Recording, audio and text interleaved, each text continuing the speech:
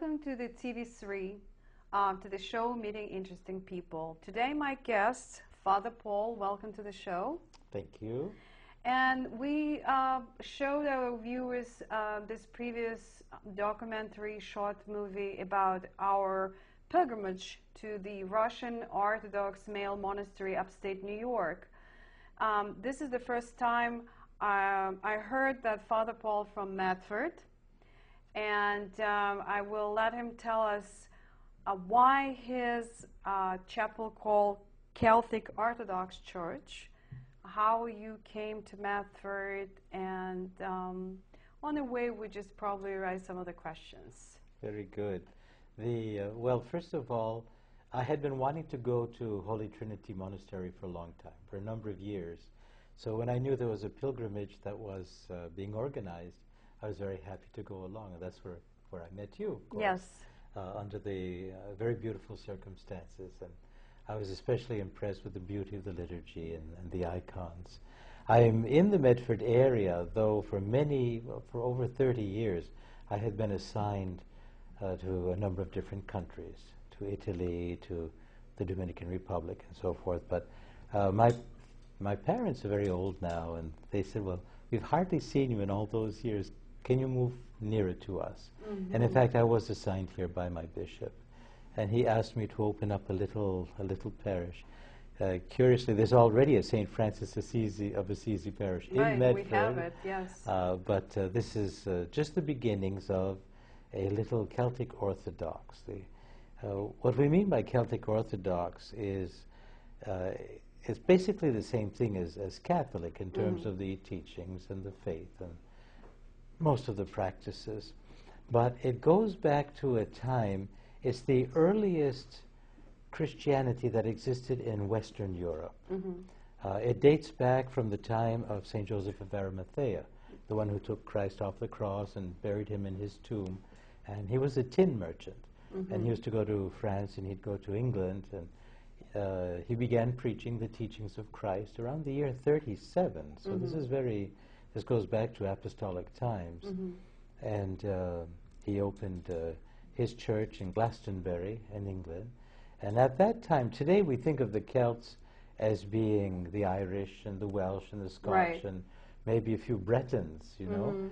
But actually, most of Western Europe was Celtic at one time, all the way down into northern Italy. All of northern Italy was Cisalpine Gaul until Julius Caesar started pushing them back. And then they were finally driven back to England. Then the Anglo-Saxons came and kept pushing them back and back. But they were a very widespread people at one time. The Druids and all of these people were Celtics, the Gauls. And so the kind of Christianity that was practiced at that time was very simple.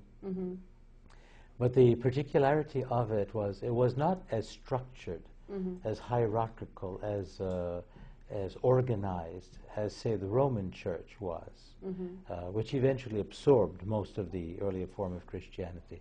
But it was a very mystical spirituality. A lot of emphasis on the beauty of the poetry that they would chant, of nature. They didn't have the concept that nature was a bad thing, or that even that the body was a bad thing. They thought all things as a way of glorifying God, and they had very much that concept of the theosis, of the divinization of the soul, not emphasis on sin, but of the union of the soul with God. This was the great emphasis, and very communitarian, very monastic. There were monasteries. A lot of the great saints, Celtic saints, like St. Patrick himself, or St. Brendan, St. Columban, and many, many others. These were very courageous saints. And these are saints that are recognized in both churches, the Orthodox Church and the Catholic Church today, because this goes back to a time when there was not yet any division in the church. This is a pre-schism. And so in that sense, both churches share in the veneration of these saints. And this thread of Celtic Orthodoxy, it continued through history up until recent times and was re-established formally through the Syriac Orthodox Church in the middle of the 19th century, where it was reaffirmed, it was recognized that this was an apostolic church. And since it had kind of dwindled out, just to be sure that nobody would doubt its apostolic succession, there was this reconsecration that So took for a place. while they were like underground because it was not that popular. Well, it's that you see, the Roman Church, when it was recognized by Constantine, it took on the qualities of Rome. Very organized, very legal-minded, construction, administrative, and so forth. And this gave them, with the wealth that came, a certain strength and a certain power. And so it was only natural that little by little they would gradually absorb what was in fact a more mystical, a more poetic kind of Christianity. But it's interesting that now today, precisely when both the Orthodox churches, Russian and the Greek, and the Roman Catholic Church are seeing the need to work together to save Christianity, that a lot of people are now looking to see how can we reinstall within Christianity this spirit, this beauty, this love of beauty, this love of the universe that God created, and see it as an instrument of sanctification, along with of course. So we will remind our viewers that on Sunday you have a service. I do every Sunday at 10 o'clock. 10 o'clock, and it's on the Washington Street. 10 Washington Street. 10 Washington right. Street. For now, it's just in my apartment to begin with, in the living room, which I've made up into a lovely little lovely chapel. chapel. Yes, I visited. I like it. But eventually, I'm hoping that if we can find a little church. I had my eye on one, but it's very much used now. There's not any free time for it. But I'm looking around to see if I can find a... Yeah, and it's absolutely not important what kind of faith this person who will come visit have, because everyone is welcome. Everyone is welcome. To see the service, to participate in the service. Exactly. Exactly. And I know that your bishop is located and the monastery located in France. That's right. That's right. So in Brittany, which is of course Celtic territory. Right. Tell us a little bit about this monastery and the bishop, because it's a very interesting story behind. Because it is. Yes. Well, and how I met him, in fact, was very, very interesting. Yes.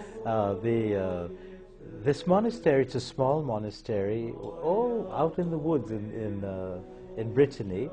And the way I came to meet the bishop there was quite providential, because I had never heard of it. I had no idea I was going there. But you know, nothing is coincidence anyway. That's why I considered providential. Exactly. And there was a man, a Frenchman, who lived about 10 kilometers away from the monastery, who had asked me to translate a book for him, which I did. And he said, "I'd love for you to meet my father." His father's a retired French ambassador to India and Jordan and Chile. And he said he'd like to meet you. So I had to go to England, so he said, "Come over to France." And I did, and I met him. He said, "He'll take you to our home." Well, his home is a 15th century castle with drawbridge and moat and everything. It's going back centuries there. And he told me, he said, "I'd love to go and visit the monks of this monastery.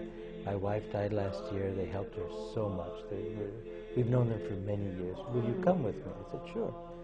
And the minute I set foot on that property, I felt the presence of God. I said, "It's here. This is it." So I belong to this place. I do.